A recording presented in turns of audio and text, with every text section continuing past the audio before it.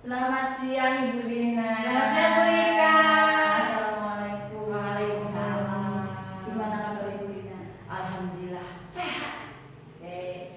Maafin Ibu selaku kepala sekolah saya ingin meminta waktu Ibu sebentar saja. Boleh Ibu? Boleh banget, boleh silahkan. Sedang tidak cukup ya? Oh tidak, ya paling nantilah 2 jam lagi ini acara apa? Oke. Paling saya hanya butuh 10 sampai 15 menit aja. Oke silahkan. Boleh ya? Boleh silahkan. Ini terkait tugas saya Bu di Ya. CPP Angkatan 10 saya. Oke. Saya diminta dalam LMS itu saya diminta untuk wawancara kepada kepala sekolah. Ada 2 kepala sekolah yaitu kepala sekolah sendiri dan nanti kepala sekolah SD lain. Oh iya. Jadi untuk yang pertama ini saya ingin wawancara dengan Ibu terlebih dahulu. Iya. Jadi materinya nanti yang akan kita pelajari yang akan menjadi materi wawancara kita yaitu terkait dengan dilema etika. Oke. Sebelum saya mulai pertanyaan wawancaranya Bu, saya memberikan sedikit materi ya Bu. Iya. Agar Ibu tidak bingung nanti apa ini ya. Iya. Ya. Ya betul, jadi nanti kita ada connect gitu ya. Koneknya Bu. Jadi dilema etika itu adalah sebuah dilema atau permasalahan yang sering pimpinan hadapi dalam kehidupan sehari-hari. Di mana ada 2 prinsip kebenaran yang saling bertentangan. Jadi benar lawan benar. Contohnya misalnya rasa kasihan dengan rasa keadilan itu bertentangan. Maka untuk permasalahan itu dimasukkan ke dalam dilema. Tetapi jika ada kebenaran kok lawan kesalahan, maka itu bukan dilema etika Bu. Nanti masuknya itu ke bujukan moral. Nah, dalam dilema etika ini kita punya 4 paradigmanya Bu. Jadi ada 4 paradigma di dilema etika. Yang pertama itu individu lawan kelompok. Kemudian ada rasa keadilan lawan rasa kasihan. Yang ketiga ada kebenaran lawan kesetiaan. Dan yang terakhir itu ada jangka pendek dan jangka panjang. Nah, 4 ya Bu tadi ya. iya Bu, ada 4. Nah, kemudian untuk prinsipnya terkait pengambilan keputusan itu ada 3 prinsipnya ya. Berpikir berbasis akhir, kemudian berbasis peraturan, kemudian berbasis rasa peduli. Jadi ada 3. Ketika Ibu memutuskan sesuatu itu basicnya itu ada 3 ya. Apakah berdasarkan hasil akhir atau berdasarkan peraturan atau berdasarkan rasa peduli, kasih sayang. Kemudian di dalam pengambilan keputusan itu ada 9 langkahnya. 9 ya, banyak banget ini ya, 9 langkah ya. Betul. Jadi 9 langkah ini sebetulnya bukan patokan yang harus diikuti, tidak. Ini hanya anjuran saja.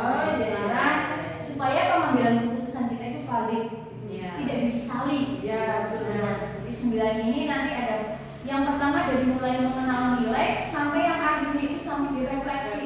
Apakah keputusan saya ini sudah tepat atau belum? Itu langkah-langkahnya seperti itu. Itu nggih Bu? Ini sedikit gambaran terkait materi dilema etika. Dengan penjelasan Bu Ika tadi, ya sedikit banyak saya sudah ada gambaran lah terkait dengan dilema etika. Oke, terima kasih. Nah, selanjutnya saya sesuai dengan janji kita ya.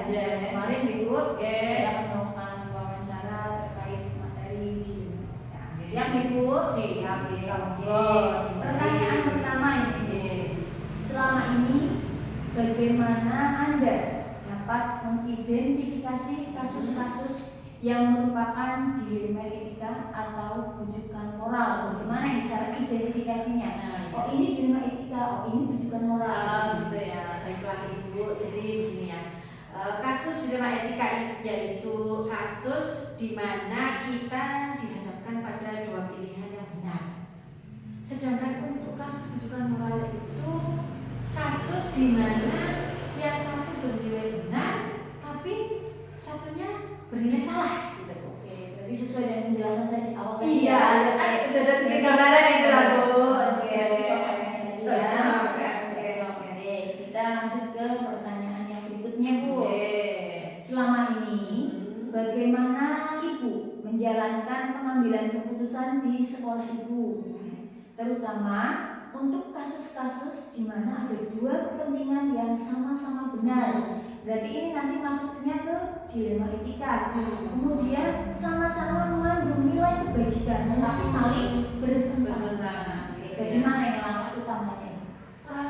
Gini, selama ini dalam menjalankan pengambilan keputusan, ya saya bermusyawarah dulu dengan Dewan Guru tentunya agar mendapat pertimbangan dalam memutuskan suatu permasalahan. Karena kan saya tidak bisa memutuskan suatu permasalahan itu salah sepihak, gitu. Jadi harus bermusyawarah dulu, gitu. Intinya di kolaborasi. Kemudian selanjutnya Bu, langkah-langkah atau prosedur seperti apa yang biasa Ibu lakukan selama ini, langkah-langkah dalam mengambil keputusan yang sudah biasa Ibu jalankan dalam kehidupan sehari-hari? Prosedur yang pertama saya lakukan itu saya akan mencari penyebab dari permasalahannya itu dulu, gitu ya. Apakah penyebabnya itu dari yang punya kasus atau berhubungan dengan orang lain. Nah, setelah kita mengidentifikasi penyebab kasus tersebut, kemudian kita mengajak teman yang lain, guru yang lain berdiskusi atau musyawarah untuk membantu saya selaku kepala sekolah untuk memecahkan masalah tersebut. Karena saya sadar bahwa ya apa yang saya putuskan sendiri itu nantinya belum tentu akan jadi keputusan yang terbaik bagi lembaga. Maka saya mengajak teman-teman untuk membantu mencarikan solusi yang terbaik dalam menangani kasus itu. Berarti ada istilah kolaborasi lagi, kemudian ada refleksinya ya. Apakah keputusan yang saya ambil ini sudah baik atau belum? Nanti akan ada refleksi seperti itu. Selanjutnya Bu, hal-hal apa saja yang selama ini Ibu anggap efektif dalam pengambilan keputusan pada kasus-kasus dilema etika? Jadi mana yang menurut Ibu tuh ini loh yang paling cocok, yang paling pas?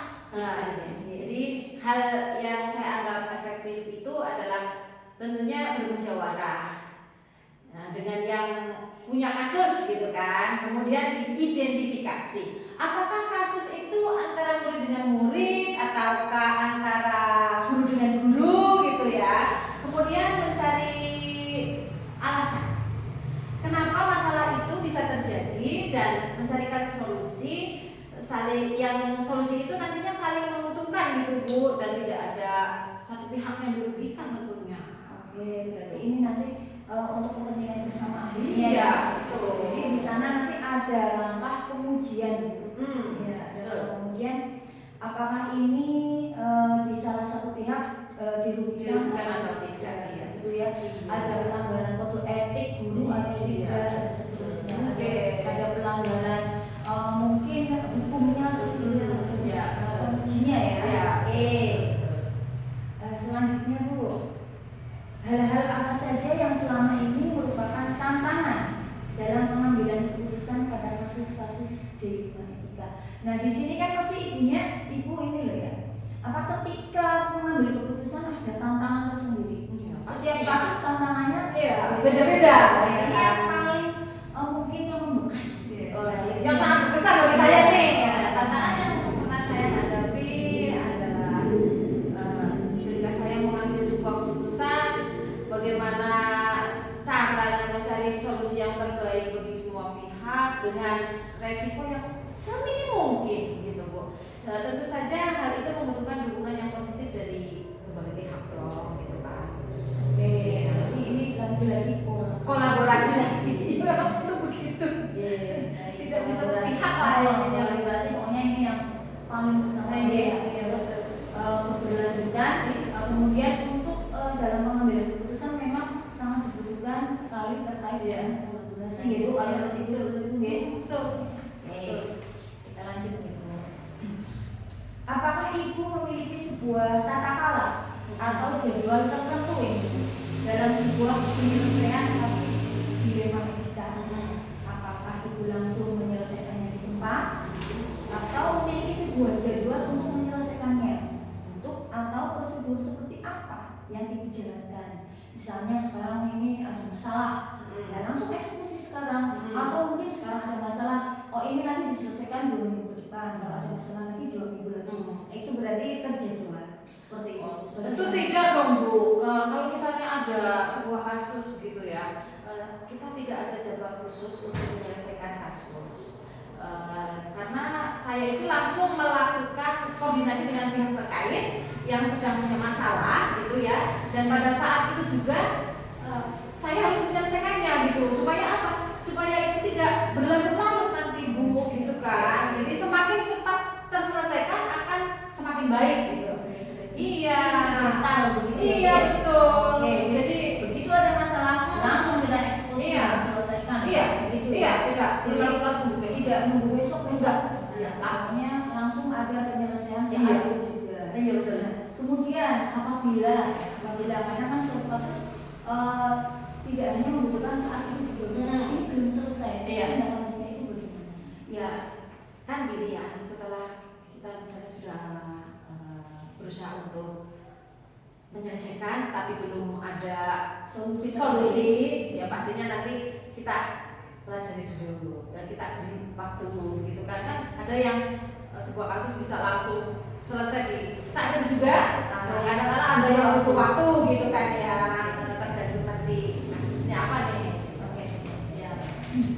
Selanjutnya Ibu, adakah seseorang atau faktor-faktor apa yang selama ini mempermudah atau membantu Ibu dalam mengambil keputusan dalam kasus-kasus ini?